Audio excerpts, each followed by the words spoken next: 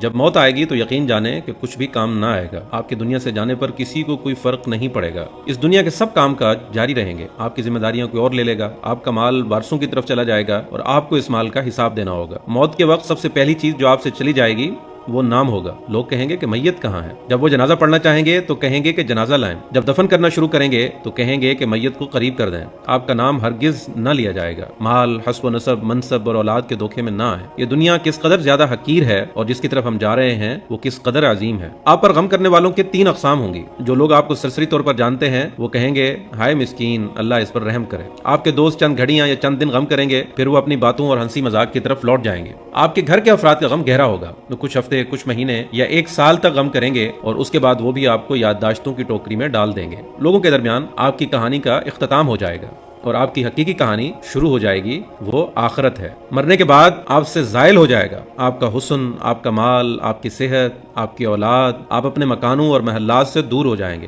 شوہر بیوی سے اور بیوی شوہر سے جدا ہو جائے گی. آپ کے ساتھ صرف آپ کا عمل باقی رہ جائے گا. یہاں یہ سوال پیدا ہوتا ہے کہ آپ نے اپنی قبر اور آخرت کے لیے بھی ابھی سے کوئی تیاری کی ہے؟ یہ وہ حقیقت ہے جو غور و فکر کی محتاج ہے، اس لیے آپ اس کی طرف توجہ کریں. فرائض، نوافل، پوشیدہ صدقہ، نیک اعمال، تہجد کی نماز اور اچھے اخلاق کی طرف توجہ کریں، شاید کہ اس سے نجات ہو جائے. مرنے والے کو اگر اس دنیا میں واپس لوٹایا جائے تو وہ صدقہ کرنے کو ترجیح دے گا، جیسا کہ اللہ تعالیٰ کا فرمان ہے رب لولا اخرتنی الی اجل قریب فاصدق. اے میرے رب، تو نے مجھے قریب مدت تک مہلت کیوں نہ دی کہ میں صدقہ کرتا. وہ یہ نہیں کہے گا کہ میں نماز ادا کر لوں یا میں روزہ رکھ لوں یا میں حج اور عمرہ کر لوں. علماء کہتے ہیں کہ میت صرف صدقے کا ذکر اس لیے کرتی ہے کیونکہ وہ اپنی موت کے بعد اس کے عظیم اثرات دیکھتی ہے. لہٰذا زیادہ سے زیادہ صدقات و خیرات کریں. اور بہترین چیز جس کا آپ ابھی صدقہ کر سکتے ہیں وہ آپ کے وقت میں سے 10 سیکنڈ ہے. آپ خیر خواہی اور اخلاص کی نیت سے اس تحریر کو دوسروں تک پہنچائیں، کیونکہ اچھی بات کہنا بھی صدقہ ہے. اگر آپ اس تحریر کے ذریعے سے اور اس ویڈیو کے ذریعے سے لوگوں کو یاد دہانی کروانے کی کوشش کریں گے تو قیامت کے دن اسے اپنے ترازو میں پائیں گے. وَذَكِّرْ فَإِنَّ الذِّكْرَ تَنفَعُ الْمُؤْمِنِينَ. اور نصیحت کیجئے کیونکہ یقیناً